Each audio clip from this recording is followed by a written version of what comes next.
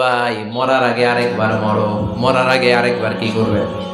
কথা বলেন, মরার আগে কি করতে হবে?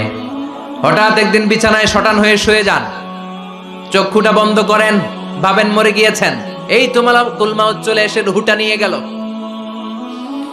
আত্মীয় স্বজন চিৎকার চেঁচামেচি শুরু করে দিল, কান্নার রোল পড়ে গেল চারদিকে।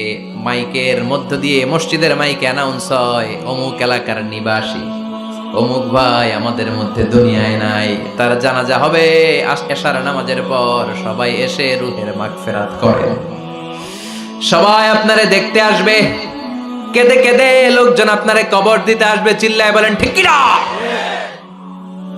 কেঁদে কেঁদে সবাই আসবে, দেখার জন্য আসবে। ছেলেগুলো কাঁদবে, স্ত্রী কাঁদবে, বাবা মা কাঁদবে, বন্ধু বান্ধব কাঁদবে।